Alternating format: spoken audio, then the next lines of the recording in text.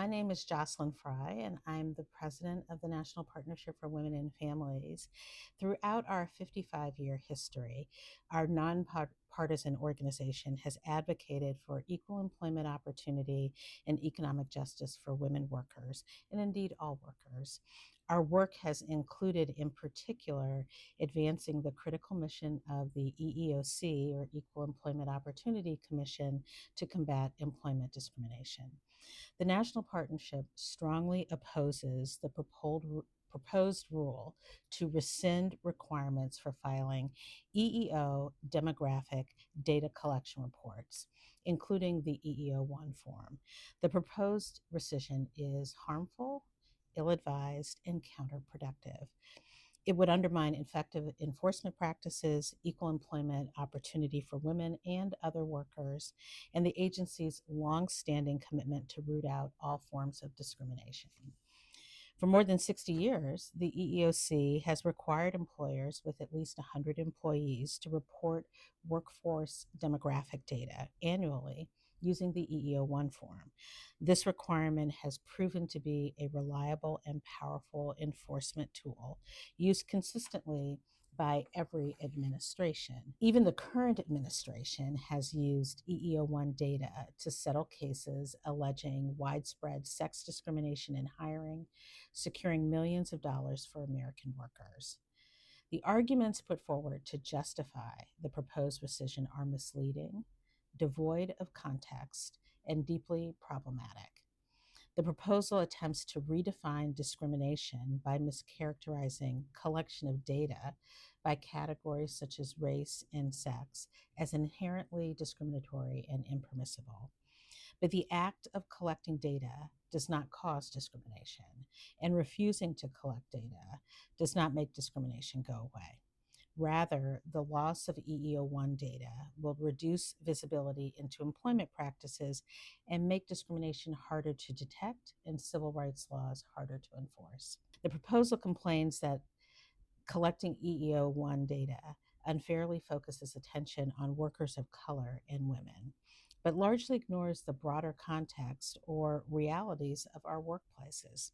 It says little about how discrimination against women workers, workers of color, and Black workers in particular led to laws such as Title VII.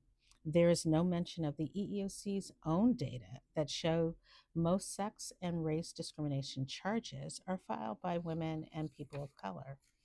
Blaming data because they reveal uncomfortable disparities or tell a narrative and story that is different from what is preferred does not justify rescinding an effective enforcement tool. The proposal speculates that the mere collection of disaggregated data promotes misuse and illegal action by employers.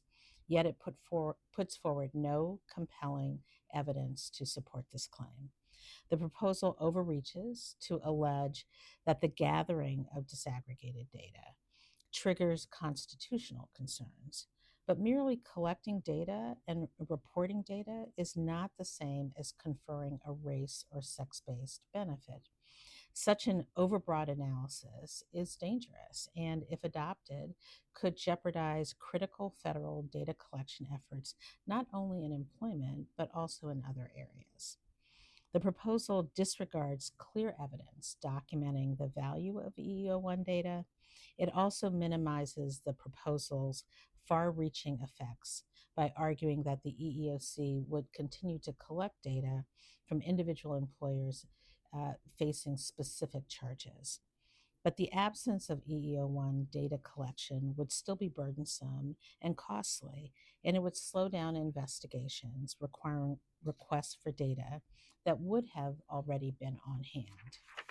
Furthermore, this proposal would curb the agency's ability to pursue commissioners' charges, class actions, and systemic cases, which often start or progress without charges, and which the EEOC itself has noted it is uniquely positioned to bring. The EEOC has an extraordinary mission to enforce discrimination laws for millions of workers who lack the resources to challenge their employers. The agency needs every tool available. I urge the Commission to withdraw this proposal and reorient the agency toward advancing its mission of protecting all workers from discrimination.